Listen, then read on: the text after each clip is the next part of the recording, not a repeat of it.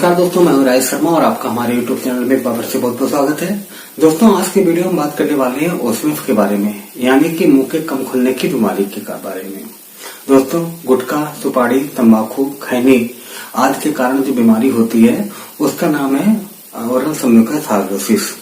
तो दोस्तों, इस बीमारी में सबसे पहले आपको गुटखा, सुपारी, तंबाकू पूरी तरीके से छोड़ना होगा। मैं कई केसों में देखता हूं कि लोगों की 4 उंगली से फिर 3 उंगली होती है, फिर 2 उंगली होती है, फिर 1 उंगली होती है। उसके बाद धीरे धीरे अगर वो यहाँ पे भी लापरवाही करते हैं तो मौत बंद हो जाता है।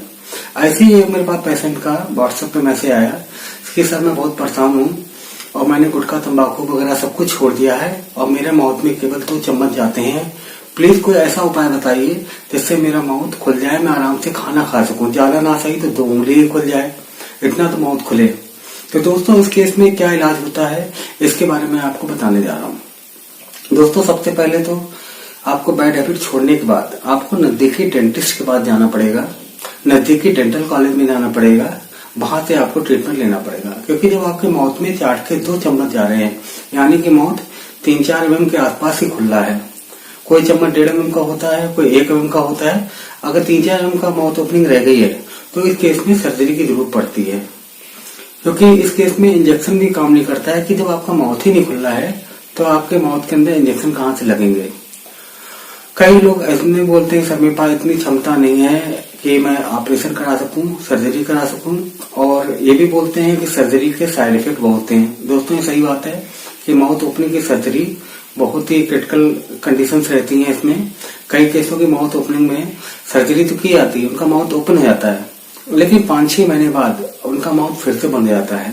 इसका कारण क्या है कि सर्जरी में जो बैंड होते हैं वो काटकर निकाल दिए जाते हैं, यहाँ तक कि कुछ दांत भी उखाड़ दिए जाते हैं और उसके बाद उसका ट्रीटमेंट चलता है।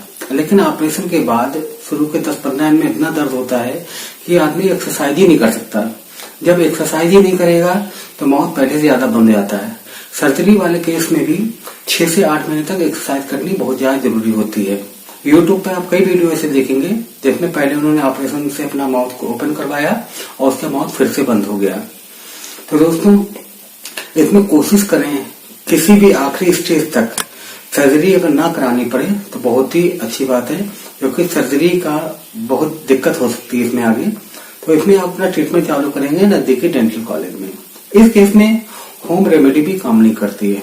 अब आपको इसमें करना क्या है कि डेंटल कॉलेज में गए तो वो आपके दर्द, सूजन, अल्सर से संबंधित दवाइयां देंगे, कुछ मल्टीविटामिन देंगे, कुछ एंटीऑक्सीडेंट देंगे, जिससे आपकी अंदरूनी स्थिति में सुधार हो सके। और उसके बाद आपको दोस्तों एक्सरसाइज करनी चालू करनी है लगातार। कई लोग मैं देखता हूँ कि एक्सरसाइज 7 दिन कर लेते हैं या 3-4 दिन कर लेते हैं, उसके बाद उनको एक्सरसाइज में दर्द होता है तो वो अपनी एक्सरसाइज फिर से छोड़ देते हैं। दोस्तों, इसमें एक्सरसाइज आपको करनी ही पड़ेगी। आप केवल है 1 महीने एक्सरसाइज मेरे कहने पे कर लीजिए, आपको 1 महीने में इतना ज्यादा फायदा हो जाएगा कि आप खुद ही कंटिन्यू कर दोगे।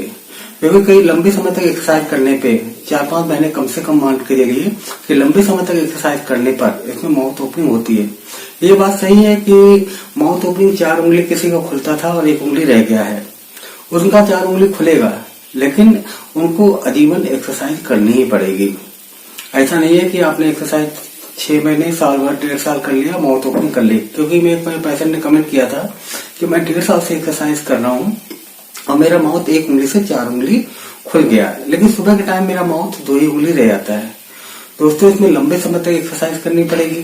कम से कम आपको 6 महीने तक का दवाई का कोर्स भी करना पड़ेगा, उसके बाद ही आपको कुछ फायदा ज्यादा दिखेगा और आपको रेगुलर एक्सरसाइज करनी होगी।